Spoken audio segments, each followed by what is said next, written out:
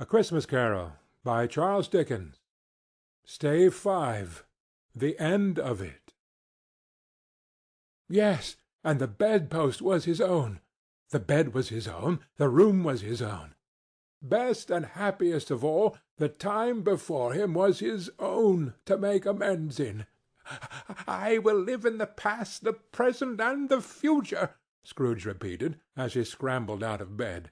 "The spirits of all three shall strive within me. Oh, Jacob Marley, heaven and the Christmas time be praised for this! I say it on my knees, old Jacob, on my knees." He was so fluttered and so glowing with his good intentions that his broken voice would scarcely answer to his call.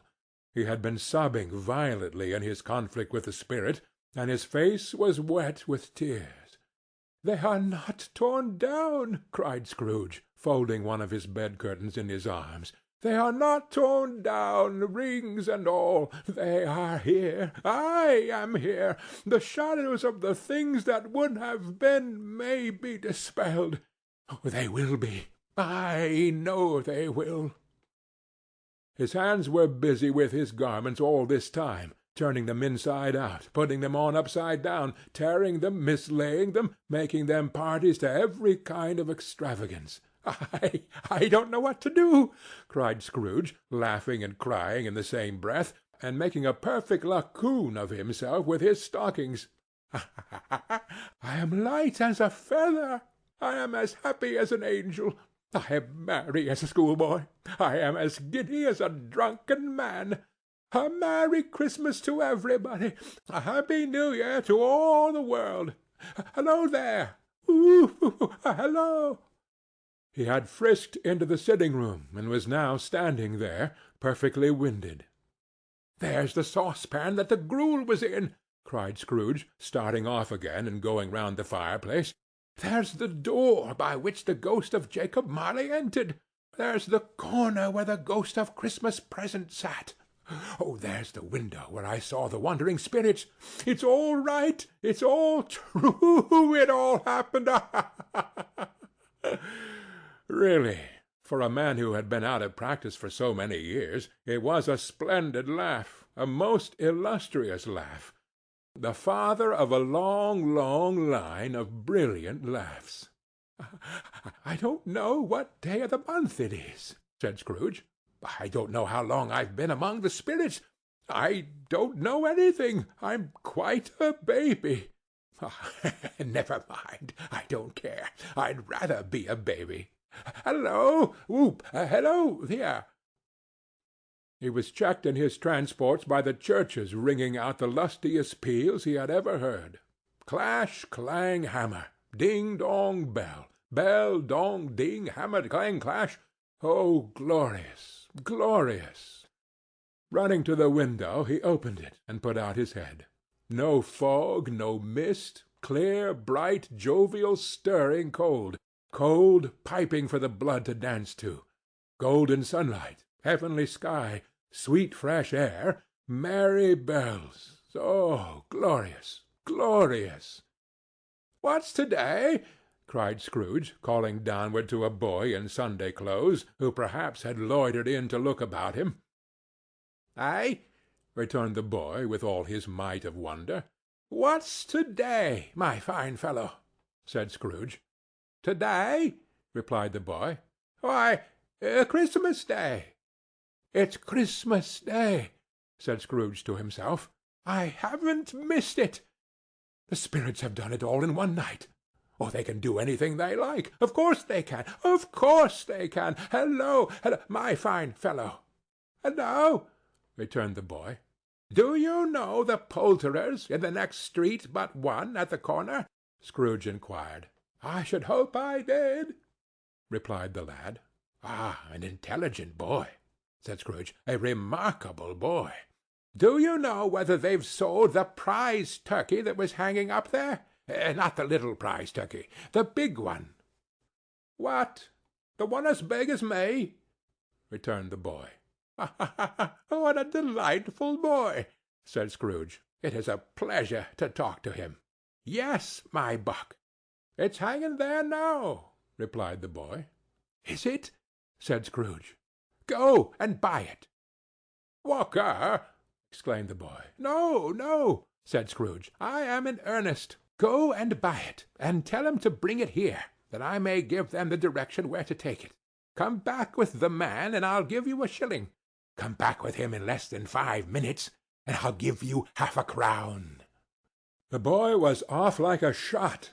He must have had a steady hand at a trigger who could have got a shot off half so fast. "I'll send it to Bob Cratchit's," whispered Scrooge, rubbing his hands and splitting with a laugh. "He shan't know who sends it. It's twice the size of Tiny Tim. Joe Miller never made such a joke as sending it to Bob's will be." The hand in which he wrote the address was not a steady one, but write it he did, somehow, and went downstairs to open the street door, ready for the coming of the poulterer's man. As he stood there, waiting his arrival, the knocker caught his eye. "I shall love it as long as I live," cried Scrooge, patting it with his hand. "I scarcely ever looked at it before. What an honest expression it has in its face! It's a wonderful knocker. Here's the turkey. Hallo! Whoo! How are you? Merry Christmas!" It was a turkey. It never could have stood upon his legs, that bird. He would have snapped 'em off short in a minute, like sticks of sealing wax. "It's impossible to carry that to Camden Town," said Scrooge. You must have a cab." The chuckle with which he said this, and the chuckle with which he paid for the turkey, and the chuckle with which he paid for the cab, and the chuckle with which he recompensed the boy, were only to be exceeded by the chuckle with which he sat down breathless in his chair again, and chuckled till he cried. Shaving was not an easy task, for his hand continued to shake very much, and shaving requires attention, even when you don't dance while you're at it. But if he had cut the end of his nose off, he would have put a piece of sticking plaster over it, and been quite satisfied. He dressed himself all in his best, and at last got out into the streets.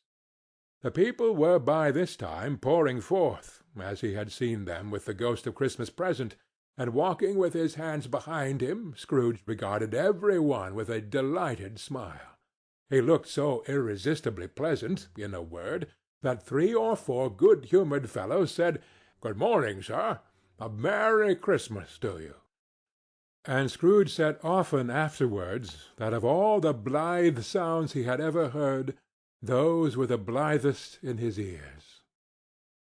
He had not gone far, when coming on towards him he beheld the portly gentleman who had walked into his counting-house the day before, and said, "Scrooge and Marley's, I believe." It sent a pang across his heart to think how this old gentleman would look upon him when they met, but he knew what path lay straight before him, and he took it. "My dear sir," said Scrooge, quickening his pace, and taking the old gentleman by both his hands, "how do you do?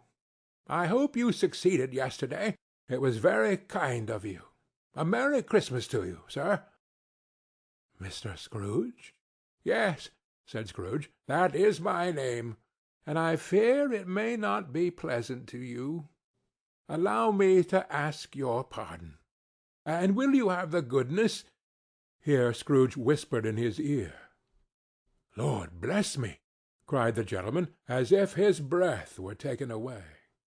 "My dear Mr. Scrooge, are you serious?" "If you please," said Scrooge. "Not a farthing less.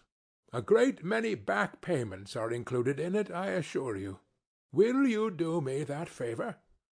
"My dear sir," said the other, shaking hands with him, I don't know what to say to such munificent—" "Don't say anything, please," retorted Scrooge. "Come and see me.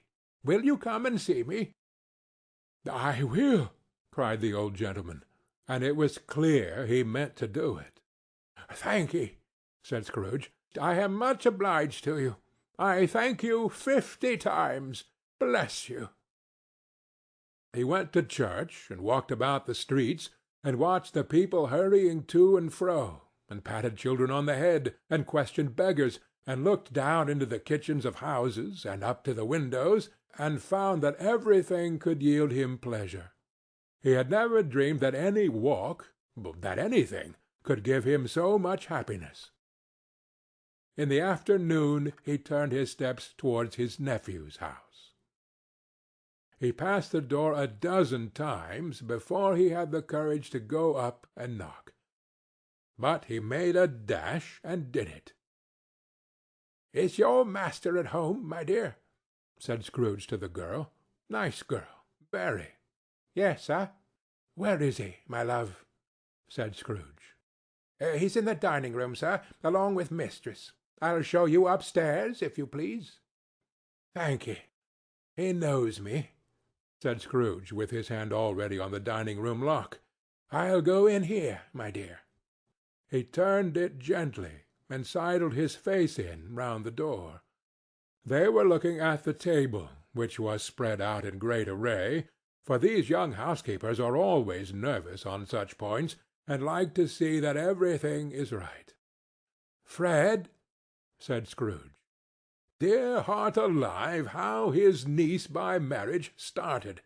Scrooge had forgotten, for the moment, about her sitting in the corner with the footstool, or he wouldn't have done it on any account. "Why, bless my soul!" cried Fred. "Who's that?" "It is I, your Uncle Scrooge. I have come to dinner. Will you let me in, Fred?" Let him in? It is a mercy he didn't shake his arm off. He was at home in 5 minutes. Nothing could be heartier. His niece looked just the same. So did Topper when he came. So did the plump sister when she came. So did every one when they came. Wonderful party, wonderful games, wonderful unanimity, wonderful happiness. But he was early at the office next morning. Oh, he was early there. If he could only be there first, and catch Bob Cratchit coming in late, that was the thing he had set his heart upon.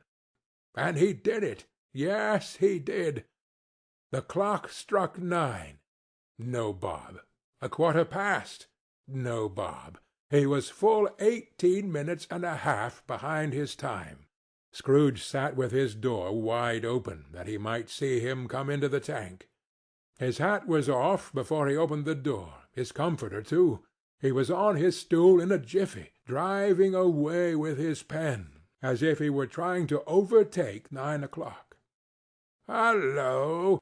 growled Scrooge in his accustomed voice, as near as he could feign it. "What do you mean by coming here at this time of day?"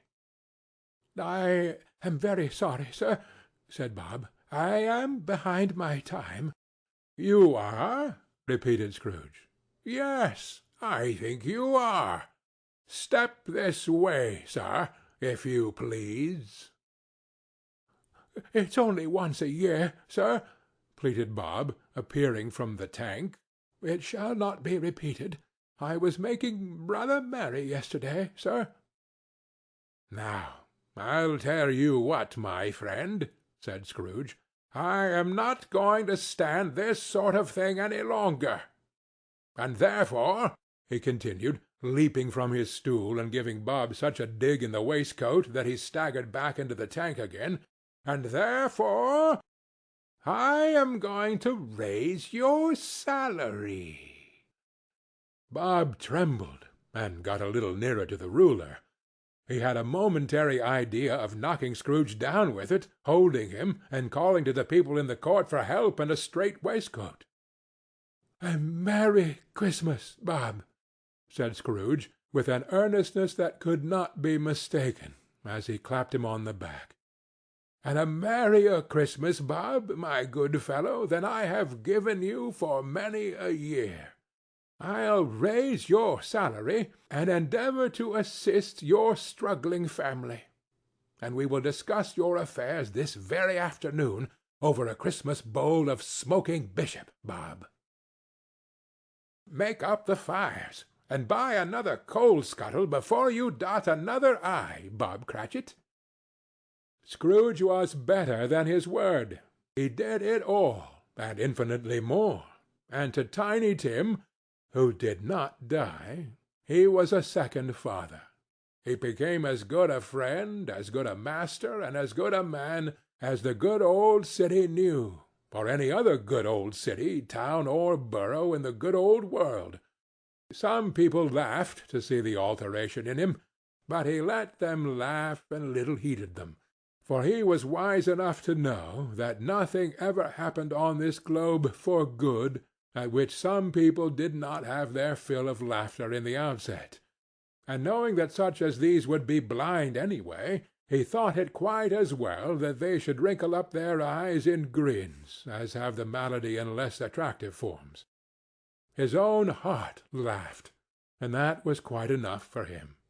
He had no further intercourse with spirits, but lived upon the total abstinence principle ever afterwards, and it was always said of him that he knew how to keep Christmas well, if any man alive possessed the knowledge. May that truly be said of us, and all of us. And so, as Tiny Tim observed, God bless us, every one. End of A Christmas Carol, by Charles Dickens.